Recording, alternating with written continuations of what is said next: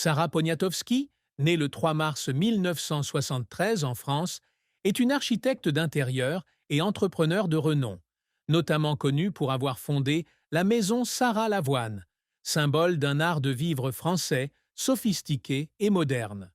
Forte de plus de 20 ans d'expérience dans le design, elle a bâti un empire de la mode et de la décoration intérieure, des boutiques de luxe parisiennes aux projets d'hôtels et de restaurants du monde entier. Son parcours témoigne de son talent, de sa créativité et de sa passion inébranlable. Mais derrière le halo de succès se cachent de profondes tristesses, des épreuves difficiles et des moments douloureux. La vie de Sarah Poniatowski est un voyage émotionnel, traversé par des traumatismes personnels, des pressions professionnelles et des pertes douloureuses, autant de motivations pour se relever. Dans de rares interviews, elle a révélé des vérités douloureuses sur sa vie personnelle, professionnelle et amoureuse, offrant un aperçu de la véritable personnalité d'une icône de la mode. La plus grande tristesse de la vie de Sarah Poniatowski n'est pas un événement isolé, mais une combinaison de nombreux traumatismes qui ont perduré de l'enfance à l'âge adulte, façonnant sa vision du monde et d'elle-même. Née dans une famille d'artistes parisiens, Sarah a grandi dans un environnement où les attentes de perfection étaient élevées. Ses parents, bien qu'aimants, imposaient souvent des normes strictes à leurs enfants en matière d'éducation, de style et de comportement, ce qui la poussait à toujours exceller. Dans une interview, elle a confié que sa mère, critique d'art, lui rappelait souvent que une femme doit redoubler d'efforts pour être reconnue dans un monde d'hommes. Cette affirmation, source de motivation, est aussi devenue un fardeau, lui donnant l'impression de devoir constamment se battre pour prouver sa valeur. Cette tristesse provenait non seulement de la pression familiale, mais aussi du sentiment de solitude qu'elle éprouvait lorsqu'elle réalisait qu'elle ne pouvait partager ses faiblesses avec personne. L'enfance de Sarah n'a pas toujours été paisible. Petite fille sensible, elle se sentait souvent en décalage avec le milieu social conservateur du Paris des années 1970 et 1980, où les grands rêves d'art et de design étaient souvent considérés comme irréalistes. Elle a raconté des moments où ses amis se moquaient de sa passion pour la peinture et le design, activité jugée inappropriée pour une fille issue d'une famille prestigieuse. Ces moqueries lui ont laissé un sentiment d'isolement, une tristesse qu'elle a portée jusqu'à l'âge adulte. Bien qu'elle ait plus tard transformé ce traumatisme en motivation pour poursuivre une carrière dans le design, le sentiment d'être rejetée par sa communauté est resté une profonde cicatrice dans son âme. Une autre grande douleur dans la vie de Sarah fut la perte de son père bien-aimé en 2008. Ce père, collectionneur d'art, était sa plus grande inspiration, celui qui lui avait enseigné la beauté et la sophistication du design. À sa mort d'un cancer, Sarah a sombré dans une dépression profonde. Elle a un jour confié avoir eu l'impression qu'une partie de mon âme avait disparu à la mort de son père. Les jours suivants, elle restait souvent assise, seule dans son atelier, à contempler les tableaux que son père lui avait offerts et à pleurer. Cette tristesse s'est aggravée lorsqu'elle a réalisé qu'elle n'avait pas eu le temps de remercier son père pour tout ce qu'il avait fait. Cette perte était non seulement une douleur personnelle, mais aussi un rappel de la fragilité de la vie, la laissant avec un sentiment constant de regret. Sarah a également subi la pression du monde du design, où l'apparence, le style et la perfection sont systématiquement scrutés à la loupe. Décoratrice d'intérieur renommée, elle a souvent essuyé des critiques négatives sur ses projets, notamment lorsqu'elle expérimentait de nouveaux styles. Lors d'une interview, elle a confié avoir beaucoup pleuré en lisant une critique qualifiant sa nouvelle collection de meubles de manquante de profondeur et de trop commerciale.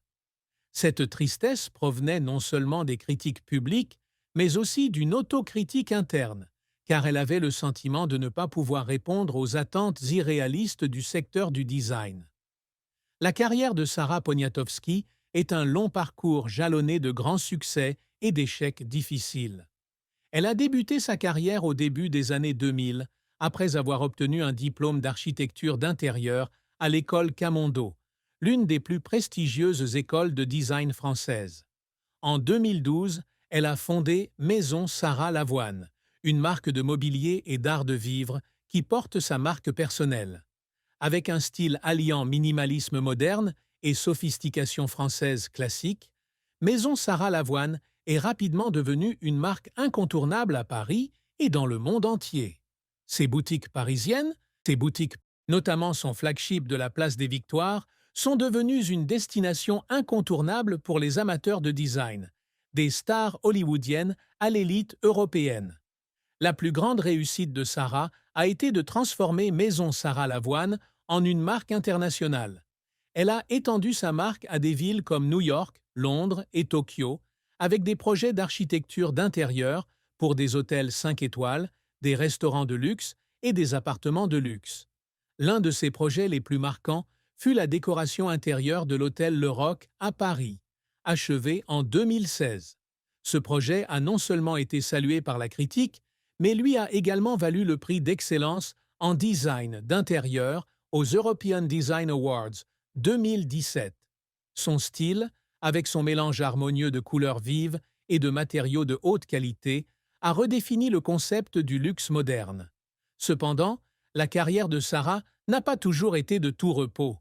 L'un de ses plus grands échecs fut sa collection de meubles lancée en 2014, qui devait marquer un tournant, mais qui a reçu des critiques négatives de la part de certains critiques. La collection, au design minimaliste, a été jugée manquant de personnalité et pas assez créative. Ces critiques ont profondément blessé Sarah, qui a un jour confié avoir pleuré dans son bureau après les avoir lus. Sa douleur s'est aggravée lorsqu'elle a réalisé que dans le secteur du design, un échec peut facilement éclipser les succès précédents. Un autre défi dans la carrière de Sarah a été la pression de rester pertinente dans un secteur de plus en plus concurrentiel. Avec l'émergence de jeunes designers dans les années 2010, Sarah s'est sentie menacée par l'évolution des goûts du public. Elle a un jour confié travailler sans relâche, acceptant des projets de moindre envergure pour maintenir la présence de la marque, même si cela l'épuisait parfois. Il y avait des nuits où elle restait seule dans son atelier, en pleurs, sentant qu'elle ne pouvait pas suivre le rythme du secteur. Pourtant, elle n'a jamais abandonné et ses efforts acharnés ont porté leurs fruits. Maison Sarah Lavoine poursuit sa croissance, avec d'importantes commandes de design à Dubaï et Singapour en 2023. Les efforts de Sarah pour surmonter les difficultés témoignent de sa persévérance. Elle apprend et améliore constamment ses compétences en design, participe à des ateliers internationaux et travaille avec de jeunes artistes pour trouver de nouvelles inspirations. Elle a également commencé à écrire des livres, dont un livre Lifestyle à paraître en 2026, où elle partage son parcours personnel et les leçons tirées de sa carrière. L'écriture de ce livre l'a souvent fait pleurer, notamment lorsqu'elle a évoqué la mort de son père et les moments où elle a eu le sentiment d'avoir laissé tomber sa famille. Cependant, écrire ses expériences lui a aussi permis de se ressourcer et de se connecter plus profondément à son public. La fin tragique de la vie de Sarah Poniatowski fut la dépression nerveuse qui suivit le décès de son père en 2008. Cette perte la plongea non seulement dans la dépression, mais ébranla aussi sa confiance en elle et en son travail. Dans les mois qui suivirent la mort de son père, elle se retira largement de la vie publique, passant le plus clair de son temps dans son atelier de design, où elle tenta de retrouver sa passion à travers les croquis et les créations. Elle confia un jour avoir eu l'impression que une partie du monde s'était effondrée et qu'elle ne savait plus comment continuer. Bien qu'elle définit par surmonter cette période difficile, la tristesse la marqua à jamais, la laissant avec un sentiment constant de regret pour ce qu'elle avait perdu.